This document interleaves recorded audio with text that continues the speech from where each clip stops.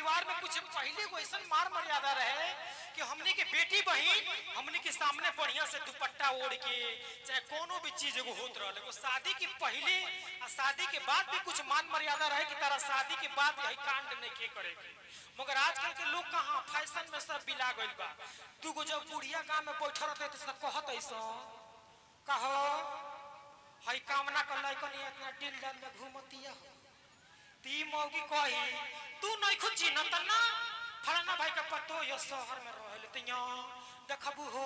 एगो हमनी के जमाना रहे कि हमनी के ससुर से लौट के नैहर आई जा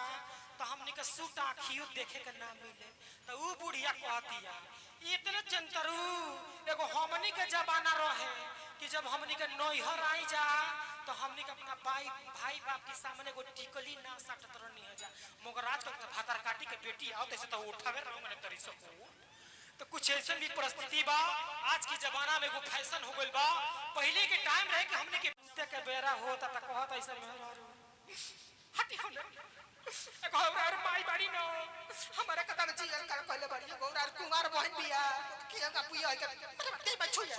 तो हमने के केतनो कमाल आल जा मेहरारू खातिर आज हमने के 12-12 घंटा नाचत नहीं जगावत नहीं जा केकरा खातिर अपना परिवार खातिर अपना बेटी खातिर अपना बहन खातिर अपना मेहरारू खातिर कि हमने के मेहरारू चैन सुकून से रहे सब मगर सूते के बेरा तक केहू के मार सही के बा। तो जीवन में मर्द लोग के उहे लिखले बा मर्द लोग के जीवन में कुछ बाना यही सब चीज पे अगर जौन भी धरती पे बा सब मेहरारू लिखती बा। कबो कबो हमने के परिवार में ये होला कि अटीदार पटीदार के जब लइका नीमन कपड़ा पहन लिह सन तब मेहरारू लोग लगन छाती फटे जब कोनो मेहरारू देखलिस त कहलिस हई कावना का लइका बड़ा इंग्लिश में टून टून बोलता तू मौगी कह तू नहीं खुद चिन्हत ना फलाना भाई का लइका दमरिया में रह के पढ़ल त यहां देखबू हो एगो हमनी का लइका बड़ा सा 3 बार माई चद बहिन चद करिया